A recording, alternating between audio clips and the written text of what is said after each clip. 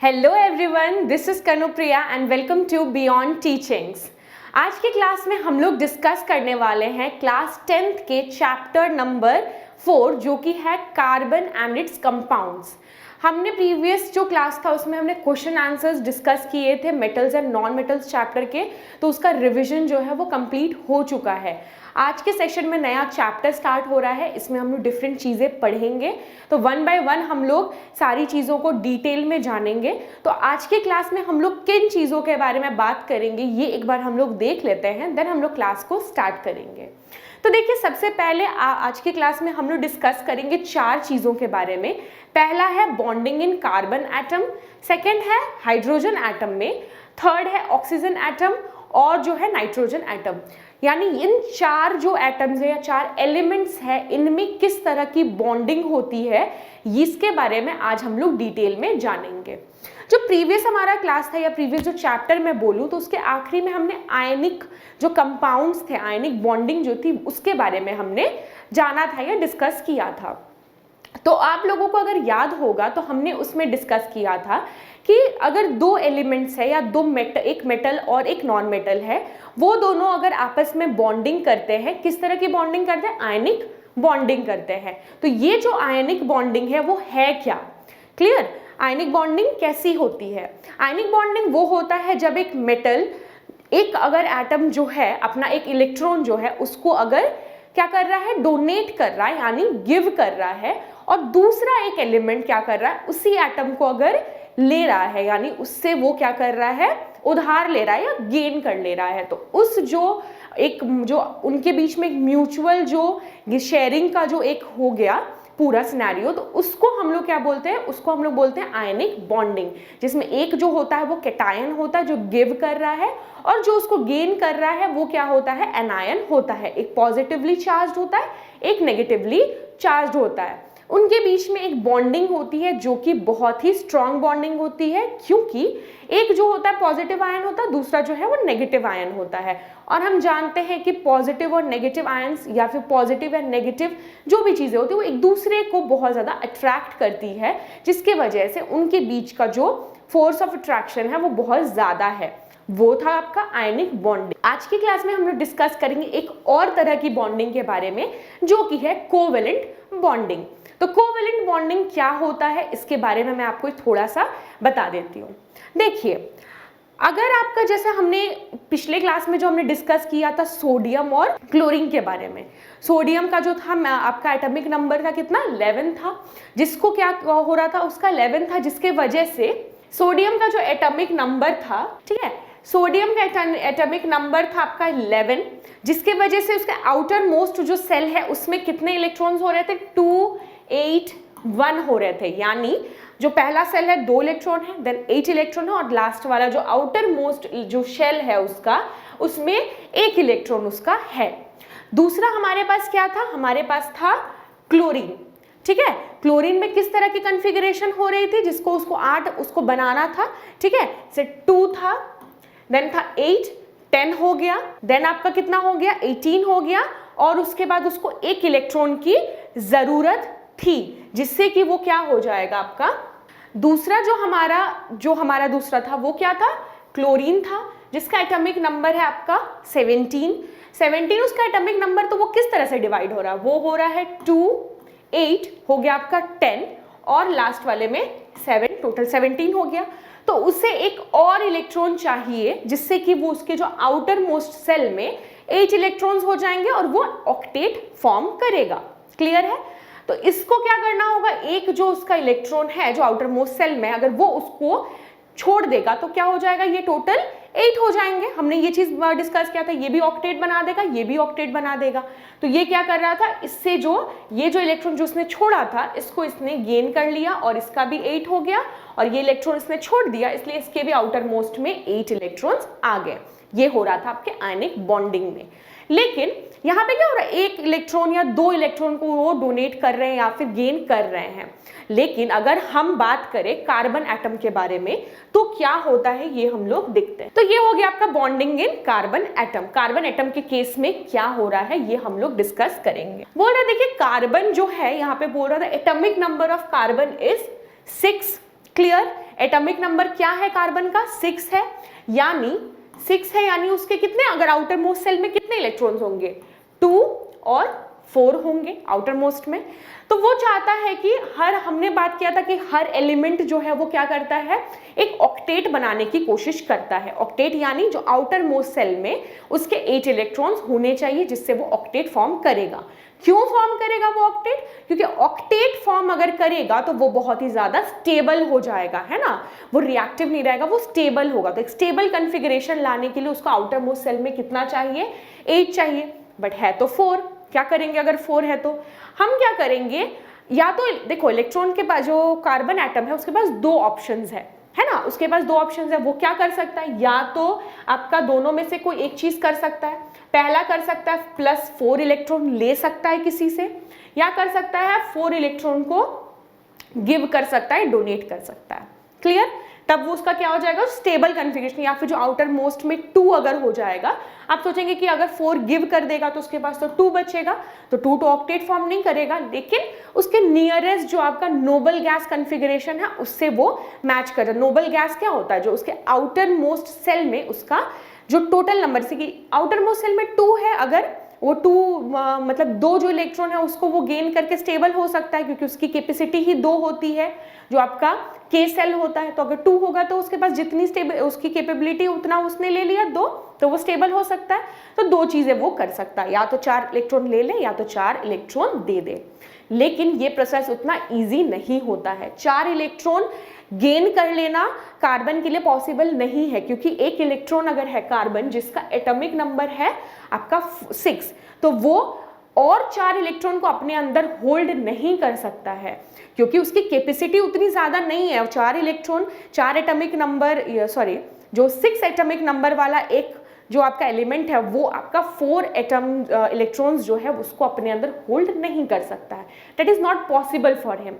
और 4 इलेक्ट्रॉन्स को गिव करना भी उसके लिए पॉसिबल नहीं, क्योंकि बहुत ज्यादा एनर्जी की जरूरत पड़ती है उसके लिए। उतनी एनर्जी उसके पास है नहीं, वो वेस्ट नहीं करना चाहता है अपनी एनर्जी को। क्लियर? ये दोनों चीजें ही पॉसिबल नहीं है। तो उसने क्या किया, उसने एक बीच का रास्ता अपना लिया। किसने? कार्बन ने। वो क्या चाह रहा है, वो क्या करना चाह रहा है, वो दोनों में से कोई भी चीज नहीं करेगा, ना वो गेन करेगा ना ही वो लूज करेगा। वो क्या करेगा, वो शेयर करेगा। ठीक है, वो शेयर करेगा। किसके साथ शेयर करेगा? जो आपका पहला कार्बन है, कार्बन 1 है, उसके पास भी 4 है, और कार्बन जो 2 है उसके पास भी 4 है। ये क्या करेंगे, शेयर कर लेंगे इनको, है ना। इसने अपने 4 को उसको दे दिया, उसने अपने 4 को दे दिया, मैंने दिया नहीं, उनके बीच में शेयरिंग हो रही है। ठीक है, ये बीच में है 4, तो दोनों के बीच में शेयरिंग हो गई। अब इसके पास भी आउटर मोस्ट में 4 हो गए, ये टोटल होगा कितना हो जाएगा 8, इसके पास भी 8 हो गए, उनके बीच में शेयरिंग हो गई।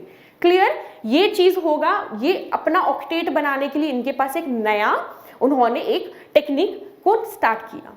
उन्होंने क्या किया, ना गेन किया ना लूज किया, उन्होंने क्या किया, शेयर कर लिया। क्लियर?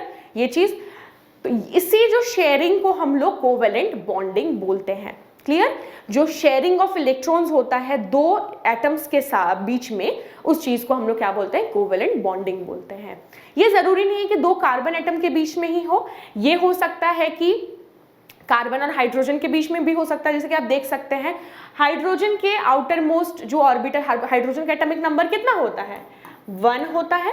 उसके आउटर मोस्ट में कितना होगा, ऑब्वियस सी बात है 1 है होगा, लेकिन उसको कितना बनाना है, 2 बनाना है। नियरेस्ट जो नोबल गैस कॉन्फ़िगरेशन उसको ऑब्टेन करना है।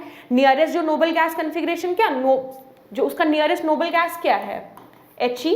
जो सबसे पीरियोडिक टेबल में जो सबसे आखिरी का जो आपका होता है लाइन जो होता है, उसमें देखिएगा सबसे आखिरी में जाएगा आपका हाइड्रोजन, हीलियम होता है। हीलियम में एटॉमिक नंबर कितना है, 2 है। ये चाहता है उसके आउटर मोस्ट सेल में 2 हो जाए, इसलिए ये क्या करेगा, जो कार्बन अपने 4 इलेक्ट्रॉन्स उसने वो शेयर कर रहा है 4 हाइड्रोजन एटम्स के साथ। अब देखिए इनके साथ वो शेयर करके कितना हो रहा है, 1 2 3 4 इलेक्ट्रॉन कार्बन के थे और 4 जो है वो हाइड्रोजन के हैं, अलग अलग हाइड्रोजन के। तो टोटल कार्बन के साथ पास कितने हो रहे हैं, 1 2 3 4 5 6 7 8। ठीक है, कार्बन के पास 8 हो गया आउटर मोस्ट में, वो ऑक्टेट फॉर्म कर गया, स्टेबल हो गया। हाइड्रोजन, ये जो हाइड्रोजन है इसके पास, इसने कार्बन की 1 जो इलेक्ट्रॉन के साथ शेयरिंग कर ली, इसके पास हो गए 2, इसके पास हो गए 2, इसके पास भी हो गए 2 और इसके पास भी हो गए 2, दोनों के पास, सबके पास 2-2 हो गए। तो ये भी स्टेबल हो गया, ये भी स्टेबल हो गया, ये भी और ये भी स्टेबल हो गया।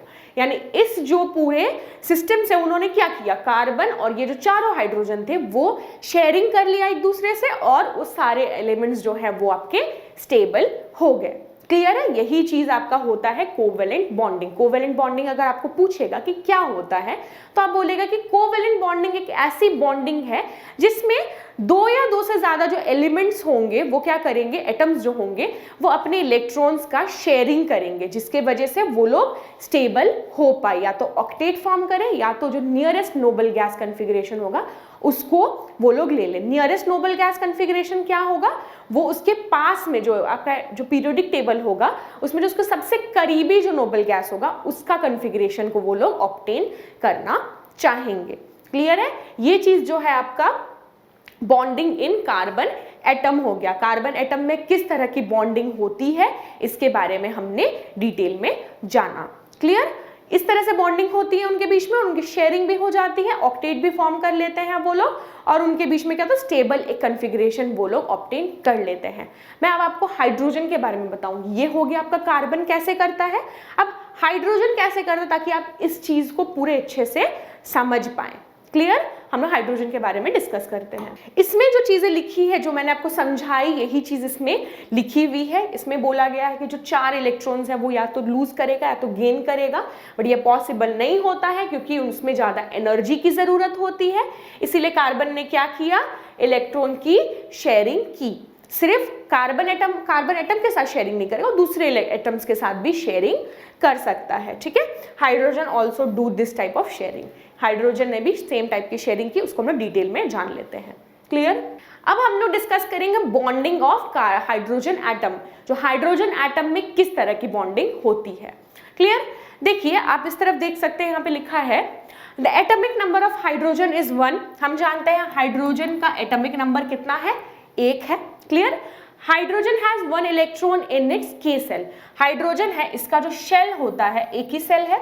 हम जानते हैं ना KLMN होता है, यानी पहला जो है K है, फिर L है, M है, फिर N है। तो यहाँ पे क्या है, सिर्फ K जो उसका K शेल है, K शेल में कितने इलेक्ट्रॉन्स होंगे, है ही उसके पास एक, तो एक ही इलेक्ट्रॉन होगा। ठीक है, एक इलेक्ट्रॉन है। It's require 1 more electron to achieve nearest noble gas configuration that is helium. जैसा मैंने आपको बोला, हीलियम जो है वो उसके सबसे करीबी नोबल गैस है, जो उसके सबसे पास पड़ता है नोबल गैस, जिसका जो आपका इलेक्ट्रॉनिक कॉन्फ़िगरेशन, उसका एटॉमिक नंबर है वो 2 है। ठीक है, मीन्स जो हीलियम है उसके आउटर मोस्ट सेल में 2 इलेक्ट्रॉन्स होते हैं। हाइड्रोजन भी चाहता है कि मैं यही चीज करूं ताकि मैं भी स्टेबल हो जाऊं। हम जानते हैं जो नोबल गैसेस होते हैं वो बहुत ही स्टेबल होते हैं, क्योंकि उनका जो कॉन्फ़िगरेशन होता है वो बहुत स्टेबल कॉन्फ़िगरेशन होता है। क्लियर? तो आउटर मोस्ट जो ये जो K सेल है, इसकी कैपेसिटी है 2 इलेक्ट्रॉन को होल्ड करने की, और ये चाहता है कि मैं 2 इलेक्ट्रॉन लाऊं। अब ये कहां से लाएगा 2 इलेक्ट्रॉन? ठीक है, इसका आंसर है आपका ये पिक्चर। इस पिक्चर को अगर आप लोग देखेंगे तो इसमें इसका आंसर दिया हुआ है।